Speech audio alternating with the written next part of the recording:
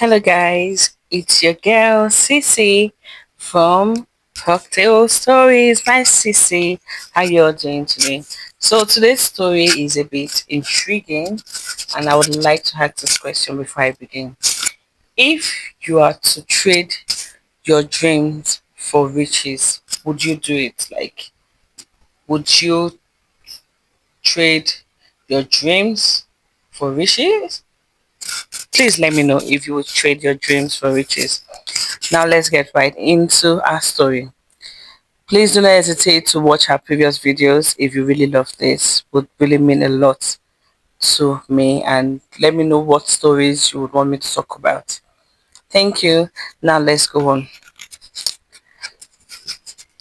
Ade was born in a quiet, dusty village, tucked away behind rolling hills and endless fields. His tiny home was nothing more than a hut with mud walls, a roof made of thatched grass, and a cracked clay floor. His possessions were limited: a threadbare mat, some patched clothes, and an old kerosene lamp that flickered in the night. Yet, Ade had something money could not buy: dreams. Every night, he would lie on his mat beneath the wide open sky, watching the stars twinkle above him. As the cool breeze swept over the village, imagine a life far beyond those walls. In his mind, he saw cities with shimmering towers, luxurious clothes, golden coins spilling from chests, and a life where hunger was just a distant memory. His dreams lifted him from his poverty, giving him hope and joy, even when his belly rumbled with hunger. Ade's best friend, Toby, often teased him about his wild dreams. "You and your stories of cities built with gold." Toby would laugh. But deep down, even Toby admired Ade's unyielding hope. While most people in the village had resigned to a life of famine and hard labor, Ade dared to imagine a world beyond the village. He believed that one day fate would smile upon him. However, days passed and fate remained silent. The more Ade dreamed, the more his reality ignored him. He worked hard in the fields, but his efforts barely kept him afloat. His patched clothes grew thinner, and some nights the wind slipped through the cracks in his walls, chilling him to the bone, yet he never stopped dreaming. One fateful night, something strange happened. As Ade lay on his mat, lost in his thoughts, a figure appeared out of the shadows. A man draped in a flowing robe, his face obscured. The air grew still and the stars seemed to dim in the presence of his mysterious figure. "I am the dream merchant," the man whispered, his voice like the wind rustling through dry leaves. "I have come to offer you a trade." Ade sat up, startled but curious. "What kind of trade?"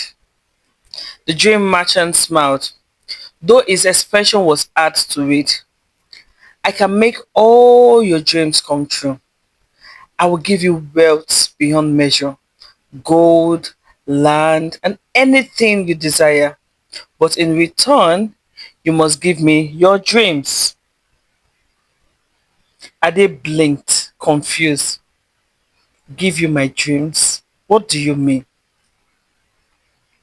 "Once you accept my offer, you will no longer dream of anything.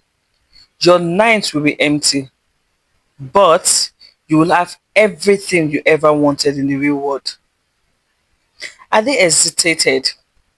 His dreams were his most precious possession, yet the temptation of wealth tugged at him.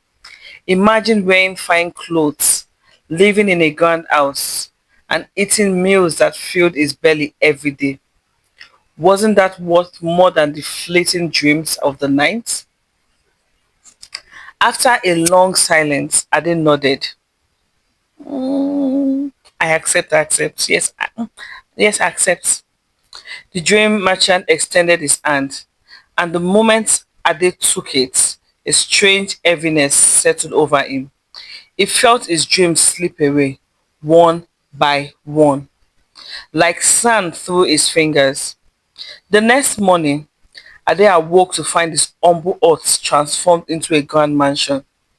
His patched clothes were replaced with ropes of silk, and the golden coins shimmered in wooden chests stacked high against the walls. His neighbors stared at him with awe and envy as he walked through the village. For the first time in his life, Ade felt powerful and admired. But something was missing. That night, as he lay on a luxurious bed, he closed his eyes and waited for the familiar dream to carry him away. But there was nothing. No dreams of golden cities, no visions of joy or adventure. His mouth was a blank canvas. At first, Ade told himself it was a small price to pay for such wealth. He bought lands, employed villagers, and threw lavish feasts. But as the weeks passed, the emptiness inside him grew. He would wake in the middle of the night, staring at the ceiling, longing for the dreams he had given away. Despite his wealth, loneliness glowed at Adeso. He missed the simple joy of lying under the stars, imagining a better world. The gold coins, the fine clothes, and the admiration of others began to feel hollow. Toby, his old friend, noticed the change. You have everything, Ade. Why do you look so sad? Ade forced a smile. It's nothing, he lied. But deep down, he knew the truth. Without his dreams, his soul felt withered. One night, overwhelmed by despair, Ade climbed the hill outside the mansion and lay on the grass, staring at the sky. The stars still twinkled, but they no longer whispered promises of a better tomorrow. He missed dreaming of possibilities, even the impossible ones.